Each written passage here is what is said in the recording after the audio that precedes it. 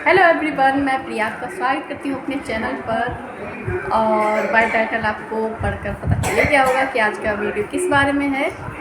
तो आज का ये ब्लॉग शुरू करते हैं बिना किसी देरी किए हुए, और ब्लॉग को एंड तक देखिएगा। पसंद आए तो लाइक एंड सब्सक्राइब करना ना भूलिएगा। चलिए शुरू करते हैं। तो यहाँ पर हम लोग आ चुके हैं रेलवे स्टेशन, और यहाँ पर हम लोग इंतज़ार कर रहे हैं अपनी ट्रेन का, जो कि हम लोग हमेशा ट्रेन का इंतज़ार हम लोगों को करना पड़ता है। कभी ट्रेन लेट होती है तो कभी हम लोग ट्रेन आने के समय से पहले पहुँच जाते हैं। और सारी ट्रेन आ रही हैं जा रही हैं, लेकिन बच्चे जो है ना इतना ज़्यादा एक्साइटेड होते हैं ट्रेन को देखकर। इन लोगों को बहुत पसंद है ट्रेन को देखना, ट्रेन में आना जाना। और ख़ास करके श्रेयांश जो है वो ट्रेन का इतना ज़्यादा दीवाना है कि वो हर आ रही जा रही ट्रेन को इस तरह से देख रहा था कि कुछ पूछे मत। फिर फाइनली हमारी ट्रेन आ गई थी और हम लोग उसमें जाकर बैठ गए थे। तो इतनी रात हो चुकी थी कि अभी कैमरे पे इस तरह से अंधेरा आ रहा था, तो मैंने फिर ज़्यादा शूट नहीं किया और हम लोग आराम से सो गए। फिर सुबह एकदम जल्दी 5 बजे मेरी आँख खुल गई, और ये देखिए ये सनराइज़ जो हो रहा है ये देखने में अलग ही मज़ा था। और दोनों बच्चे भी आज जाग गए थे, वो दोनों अपने ट्रेन से बाहर देख रहे थे, जो कि उनका काम है, नॉर्मली सभी लोगों को अच्छा लगता है देखना। और हम लोग पहुंच गए यहाँ गोरखपुर स्टेशन। तो देखिए यहाँ पे लिखा हुआ है गोरखपुर रेलवे स्टेशन में आपका हार्दिक स्वागत है। फिर हम लोग वहाँ पे एक कमरा रूम जो रहता है होटल का ढूंढने लगे। तो ये यहाँ पे देखा, लेकिन यहाँ पे पसंद नहीं आया। फिर उसके बाद में हम लोग दूसरे एक होटल में गए, और वहाँ पे हम लोग को रूम्स पसंद आ गए थे जैसा हम लोग को चाहिए था। ऑनलाइन बुकिंग इसलिए नहीं की थी क्योंकि एक बार हम लोगों के साथ ऑनलाइन फ्रॉड हो चुका है, तो हम लोगों ने ऑनलाइन बुकिंग नहीं की। वहीं पे जाके इजीली हम लोगों को अवेलेबल हो गया था, तो हम लोगों ने वहाँ पे ले लिया। और देखा जाए तो ये रूम्स अच्छा था, जिस तरह अकॉर्डिंग टू प्राइस ये रूम काफ़ी अच्छा था। और ये है कुछ गोरखपुर के इस बालकनी का नज़ारा। मैं आ चुकी हूँ ढाकर, और अब हम होने जा रहे हैं तैयार। इसके बाद चलेंगे मंदिर। गाइस हम लोग हो चुके हैं सब लोग तैयार, और अब हम लोग जाएंगे मंदिर।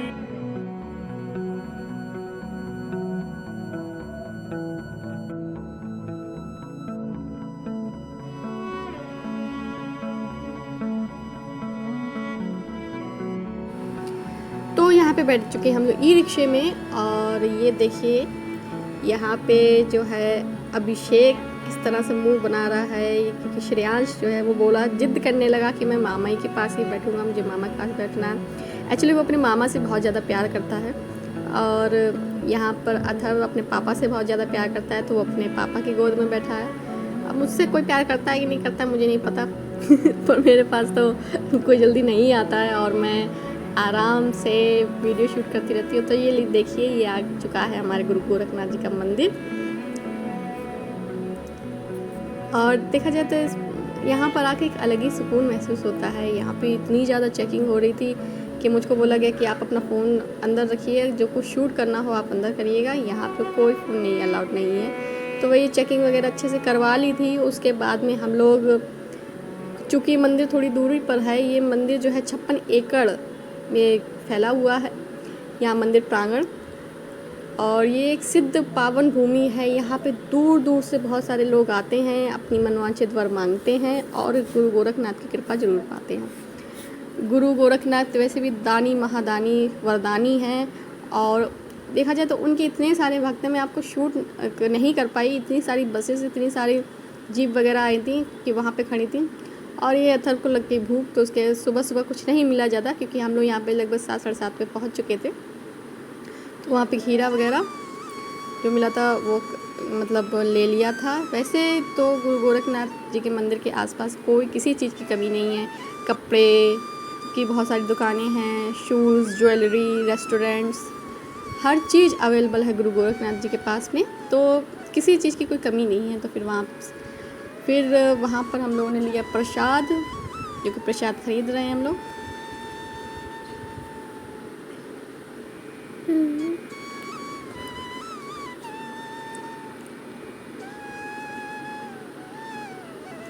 और हमेशा की तरह ये जो खिलौनों की दुकान देखकर अथर्व और श्रेयांश जिद पड़ गए अपने पापा से कि मुझे भाई खिलौने चाहिए। उनके पापा ने बोला ठीक है बाद में दिलाएंगे अभी। फिर हम लोगों ने फूल माला वगैरह जो कुछ भी लेना होता है वो सब ले लिया। और उसके बाद में आगे चल के मंदिर के पास में एक जूते चप्पल जो होते हैं वहाँ पे जमा करवाने पड़ते हैं। आपके जितने भी शूज़ वगैरह हैं सब वहीं पे सबमिट होते हैं। और पूरा मंदिर जो है इतना आप नंगे पाँव यात्रा करेंगे। क्योंकि इतनी ज़्यादा गर्मी हो रही थी, इतना ज़्यादा मतलब तप रहा था ये, तो हम लोगों के लिए बहुत ज़्यादा मुश्किल हो रही थी। और ये है मंदिर। मंदिर में कैमरा ले जाना अलाउड नहीं है, तो मैं बाहर से इतना ही दिखा पाऊँगी।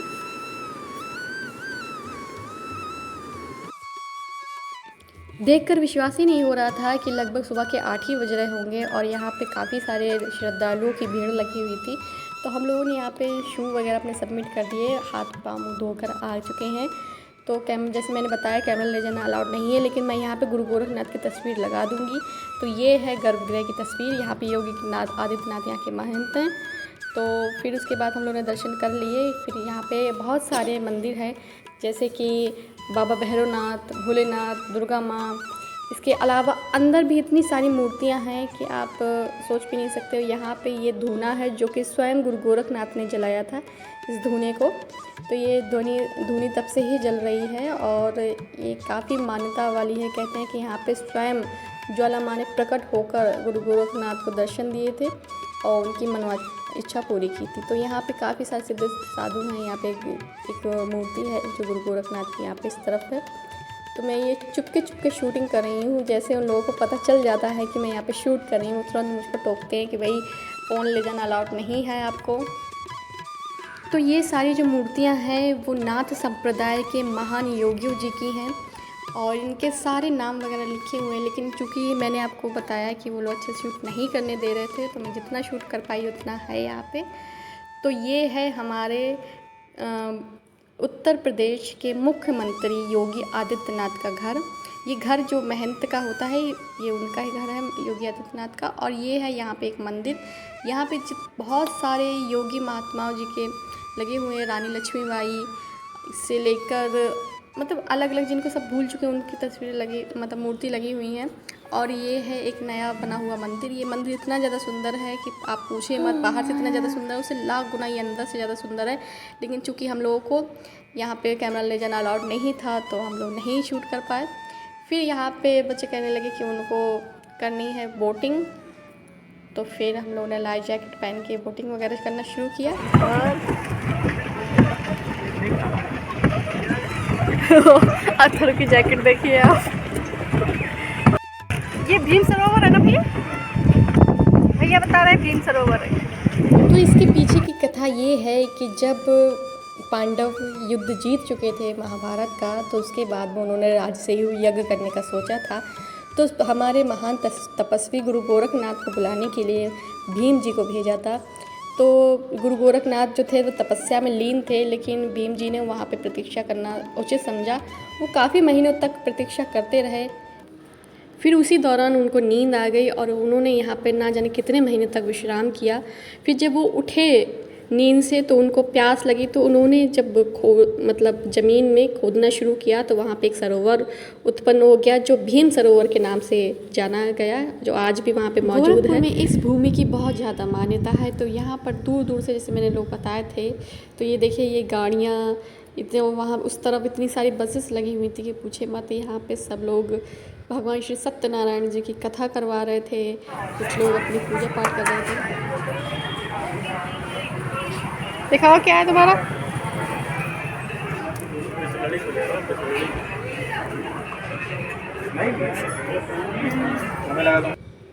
तो यहाँ पे देखिए शायद ये लोग अपने कुल देवी देवता कुछ उनकी पूजा करवा रहे हैं पंडित जी के द्वारा। और यहाँ पर एक लोग जो है भगवान श्री सत्यनारायण जी की कथा की तैयारी कर रहे हैं। और यहाँ पर बैठ के एक अलग ही आनंद, अलग ही सुकून था। यहाँ मंदिर के पास में एक रेस्टोरेंट था, तो हम लोगों ने सोचा कि यहाँ पे ब्रेकफास्ट कर लिया जाए, नाश्ता कर लिया जाए, क्योंकि सुबह से हम लोगों ने कुछ खाया नहीं था, तो हम लोग भूखे थे। तो यहाँ पे हम लोगों ने थोड़ा बहुत जो कुछ भी खाना था वो खाया पिया। फिर उसके बाद में हम लोग आ गए, यहाँ पे एक मार्केट लगता है। जैसे यहाँ पे वैसे तो बहुत सारे मार्केट्स हैं, तो यहाँ पर जैसे चूड़ियाँ और देखा जाए तो एकदम से मेला सा लगा रहता है। तो हम लोग यहाँ पे थोड़ी बहुत शॉपिंग की। फिर अब हम लोग जा रहे हैं यहाँ की मशहूर प्रेस गीतापुर गीता प्रेस जो गोरखपुर में है। और यहाँ पे इतनी ज़्यादा अच्छी है ये पूछे मत। ये है गीता प्रेस। फिर इसके अंदर का कुछ इस तरह से है। क्योंकि हम लोग संडे को गए थे तो गीता प्रेस जो थी वो बंद थी प्रेस, लेकिन यहाँ पे जो एक देखा जाए तो एक मतलब क्या बताऊँ, मैं इतनी ज़्यादा एक्साइटेड थी। मेरा बचपन से ही सपना था कि मैं गीता प्रेस जाऊँ, वहाँ पर जाके चीज़ों को एक्सप्लोर करूँ, क्योंकि ये बहुत ज़्यादा पुरानी प्रेस है। और यहाँ पे आकर ये समझिए ऐसा लग रहा था कि जैसे मुझे सब कुछ ही मिल गया। आप भी इसको जब देखेंगे तो आपको लगेगा कि हाँ भाई कुछ है। यहाँ पे देखा जाए तो महाभारत के पूरे में श्लोक लिखे हुए थे। इतनी बड़ी ये लाइब्रेरी है, और ये लाइब्रेरी जितनी भी यहाँ पे तस्वीरें हैं ये सब हैंडमेड है। मतलब यहाँ पे सारी तस्वीरों को जो चित्रकार हैं उन्होंने अपने हाथों से बनाया गया है। चूँकि गीता प्रेस को लगभग 100 सालों से ज़्यादा हो चुका है, तो ये तस्वीरें लगभग 100 साल पुरानी हैं। और 100 साल पहले भी हमारे पूर्वज कितना अच्छी, देखे जाए इतनी अच्छी पेंटिंग करते थे कि हम लोग तो सोच भी नहीं सकते कि हर प्रभु के हर एक वेश को उन्होंने इतनी ज़्यादा अच्छी तरह से उकेरा है, इतनी अच्छी तरह से मतलब किया है, सुंदरता से इतनी ज़्यादा उन्होंने पेंटिंग बनाई है कि हम आप जैसे लोग इस सब चीज़ों की कल्पना भी नहीं कर सकते। उन्होंने जिस तरह से इतनी गहरी गहरी और प्यारी प्यारी पेंटिंग्स बनाई हैं। ये रामायण की पेंटिंग्स बनाई हैं, हनुमान जी की, भगवान श्री कृष्ण की, और बहुत इतनी धार्मिक ग्रंथ हैं इनकी। आप ये देखिए भगवान श्री कृष्ण का एक मंदिर है जो ये भी हैंडमेड पेंटिंग है, और इतनी ज़्यादा प्यारी है। ये सारी मतलब हाथों से स्केच करना, फिर उसको कलर भरना, वो भी आज से 100 साल 120 साल पहले हम लोग जब क्या ही सोचते थे कि भाई इतनी ज़्यादा क्या ही सुविधाएँ थी। लेकिन फिर भी जब आप कहते हैं ना कि आपके मन में ईश्वर की श्रद्धा होती है, उनके जब आप उनमें खो जाते तो उनको रूप किस तरह से होगा ये कल्पना करके आप कुछ भी कर सकते हैं। तो भगवान श्री कृष्ण की बाल लीलाओं को यहाँ पे बहुत अच्छी तरह से उन्होंने उकेरा है, देखा जाए। और मतलब मैं तो मंत्रमुग्ध हो गई थी सबको सारी तस्वीरें देखकर।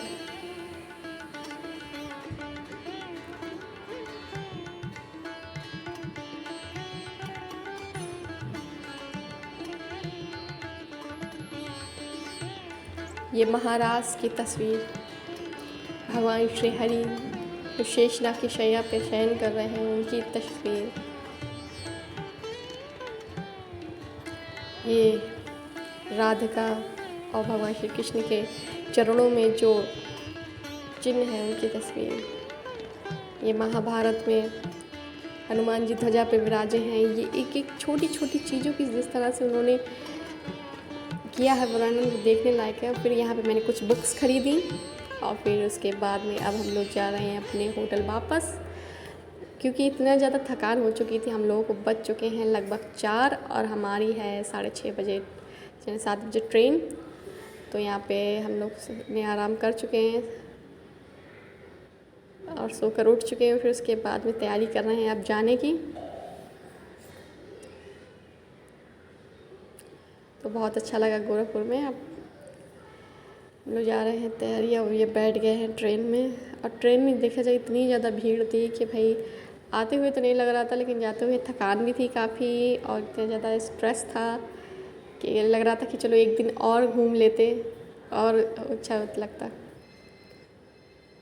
तो देखिए किस तरह से भीड़ है, एकदम एक के ऊपर एक, सब कुछ खचाखच भरी हुई है ट्रेन। फिर फाइनली पहुंच गए हम लोग घर। तो एक दिन का आना जाना टूर काफ़ी अच्छा रहता है, लेकिन थकान हो जाती है। तो अभी हम लोग सोएंगे। तो गाइज़ अब मैं करती हूँ इस ब्लॉग का एंड। आपको ये ब्लॉग कैसा लगा प्लीज़ कमेंट में ज़रूर बताइएगा, और अच्छा लगा हो तो लाइक करना ना भूलिएगा, चैनल को सब्सक्राइब करना ना भूलिएगा। चलिए मिलते हैं नेक्स्ट वीडियो में, तब तक के लिए बाय बाय।